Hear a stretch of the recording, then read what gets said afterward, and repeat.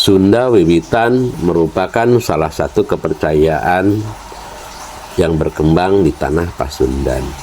Mengutip dari berbagai sumber, inilah beberapa ulasan tentang sudut pandang Sunda Wiwitan.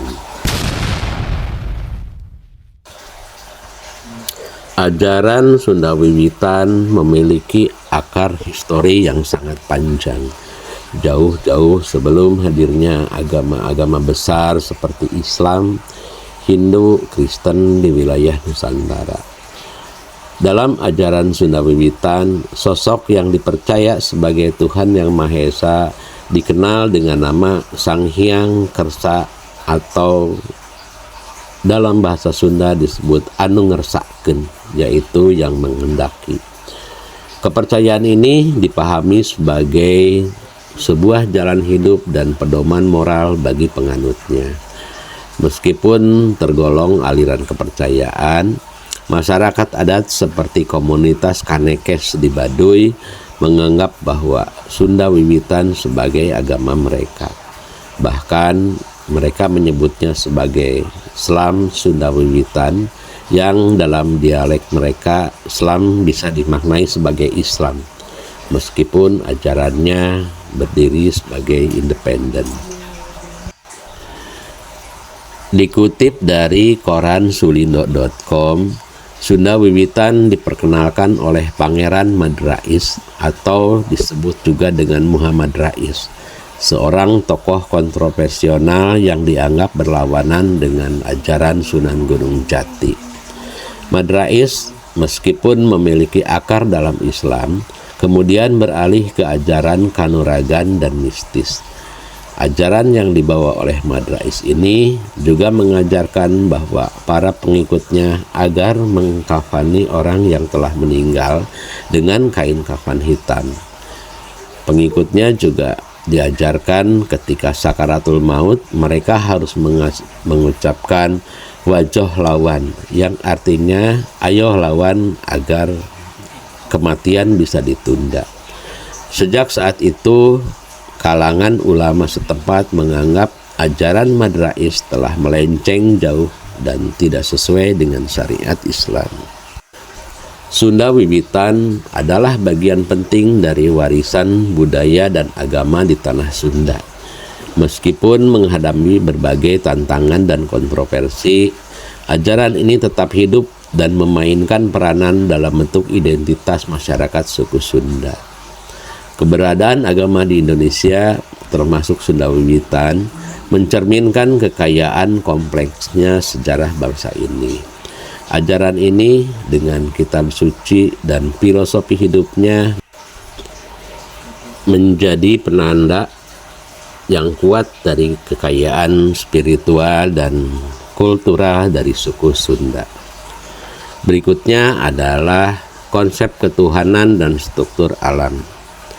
Sunda Wiwitan mengenal konsep monoteisme purba yang meyakini keberadaan satu zat maha kuasa, Sang Hyang Kersa yang tidak berwujud namun menjadi sumber dari segala kehidupan.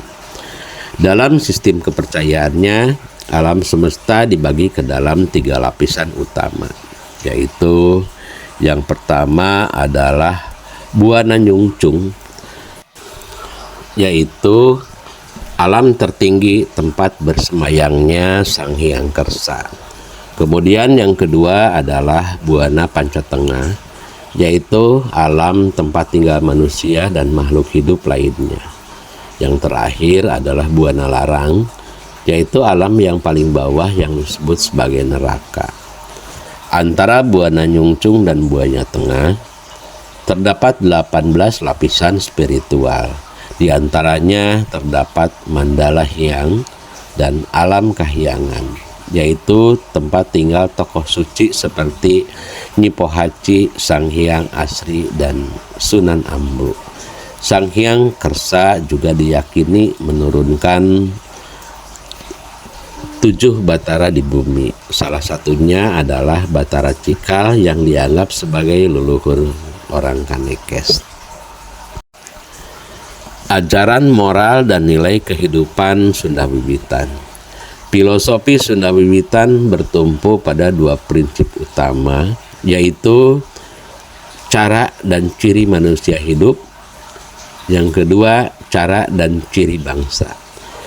Cara ciri manusia mencakup 5 nilai dasar, yaitu pertama welas asih, yaitu kasih sayang. Yang kedua adalah undak usuk, yaitu tatanan keluarga. Kemudian tata krama, kemudian budi, bahasa, dan budaya, serta yang terakhir adalah wiwaha yuda narada, yaitu sifat bijak dalam bertindak. Sementara cara ciri bangsa menggarisbawahi perbedaan antara manusia yang terdiri dari unsur rupa, adat, bahasa, aksara, dan budaya. Prinsip-prinsip ini tidak tertulis secara eksplisit dalam kitab suci Sunda Wiwitan yang dikenal dengan nama Sang Hyang Siksa Kandang Karsian. Namun dijalankan secara turun-temurun dalam praktek kehidupan sehari-hari. Tabu utama yang diajarkan dalam ajaran ini sangat sederhana, yaitu larangan melakukan hal yang tidak disenangi oleh orang lain, membahayakan orang lain, membahayakan diri sendiri, dan sebagainya. Namun dalam perkembangannya muncul berbagai larangan tambahan, terutama bagi masyarakat Baduy Dalam sebagai bentuk penghormatan terhadap tempat suci dan tradisi leluhur mereka. Pembahasan berikutnya adalah tentang tradisi, upacara, dan tempat suci. Penganut Sunda Wiwitan menyampaikan doa dan syukur melalui pantun, kidung, dan tarian tradisional. Salah satu tradisi penting adalah perayaan Seren Tahun yang merupakan bentuk syukur atas hasil panen dan penanda pergantian tahun berdasarkan penanggalan Sunda. Perayaan ini rutin digelar di sejumlah daerah seperti Kanekes di wilayah Banten, Cigugur di Kabupaten Kuningan, dan Kampung Naga di Kabupaten Tasikmalaya. Tempat-tempat suci dalam ajaran ini dikenal sebagai pamujaan atau kabuyutan, seperti situs Gender Bumi, Gunung Padang, Kawali, dan bekas pamujaan di Pakuan Pajajaran Bogor. Kabuyutan biasanya berbentuk punden berundak dan dianggap sebagai lokasi keramat, tempat penghormatan pada arwah leluhur. Berikutnya adalah diskriminasi dan upaya perlindungan. Meski Sunda Wiwitan telah eksis jauh-jauh sebelum masuknya ajaran agama Islam, penganut Sunda Wiwitan masih menghadapi diskriminasi. Salah satu contoh yang terjadi pada tanggal 20 Juli tahun 2020 pada saat area pemakaman penganut Sunda Wiwitan di Kabupaten Kuningan disegel oleh aparat dan warga dengan alasan tidak memiliki izin mendirikan bangunan atau IMB. Pemerintah setempat menilai bangunan yang dibikin tersebut menyerupai tugu dan dianggap sebagai objek sesembahan, meskipun dibantah oleh salah satu tokoh penganutnya, yaitu Juwita Jati Kusuma Putri. Selanjutnya adalah warisan budaya dan identitas Sunda. Meskipun banyak orang Sunda kini memeluk agama formal seperti Islam, nilai-nilai leluhur Sunda Wiwitan masih terwariskan dalam hal adat, budaya, dan cara hidup bermasyarakat Sunda. Ajaran ini dianggap sebagai salah satu agama asli yang memperkaya hasanah kebudayaan Nusantara yang menjadi identitas spiritual masyarakat Sunda. Dengan keberadaan ribuan situs pemujaan di Tatar Sunda, Sunda Wiwitan menjadi bukti sejarah penting bahwa masyarakat Sunda pernah memiliki sistem kepercayaan sendiri yang terstruktur dan berkembang sebelum era kerajaan Hindu-Buddha maupun kedatangan ajaran Islam. Selanjutnya adalah tentang sistem nilai. Sistem nilai Sunda Wiwitan didasarkan pada norma tertulis dan tidak tertulis atau internalisasi. Norma tertulis berupa aturan dan pantangan yang mengatur cara hidup para penganutnya. Sedangkan norma tidak tertulis berupa pemahaman internal dan individu tentang keyakinan tersebut. Beberapa poin penting mengenai Sunda Wiwitan yang telah tadi kita sampaikan di atas. Pertama, kepercayaan monoteistik. Meskipun disebut kepercayaan asli Sunda, tetapi Sunda Wiwitan memiliki unsur monoteisme purba dengan keyakinan pada satu Tuhan yang disebut sebagai Sang Hyang Kersa atau yang menghendaki. Dalam bahasa Sunda disebut anu ngersakeun. Kemudian yang kedua adalah 3 lapisan alam. Alam semesta dalam Sunda Wiwitan dibagi menjadi 3 lapisan, yaitu Buana Nyungcung, tempat Sang Hyang Kersa tinggal. Yang kedua Buana Pancatengah, yaitu tempat manusia dan makhluk hidup lainnya tinggal. Dan yang terakhir adalah Buana Larang, yaitu neraka. Yang ketiga adalah kitab suci. Kitab suci Sunda Wiwitan adalah Sang Hyang Siksa Kandang Karesian yang berisi ajaran, aturan, dan pelajaran agama serta moral. Berikutnya adalah pengaruh budaya. Meski Sunda Wiwitan telah ada jauh sebelum masuknya agama lain, beberapa ajarannya telah dipengaruhi oleh ajaran Hindu dan Islam. Berikutnya adalah tentang masyarakat adat. Sampai saat ini beberapa masyarakat adat Sunda Wiwitan yang masih ada antara lain suku Kanekes di wilayah Banten, kemudian Cigugur di Kuningan, dan Kampung Naga di Tasikmalaya. Yang berikutnya adalah beberapa poin penting terkait Sunda Wiwitan menurut Islam. Pertama, Sunda Wiwitan sebagai kepercayaan asli Sunda.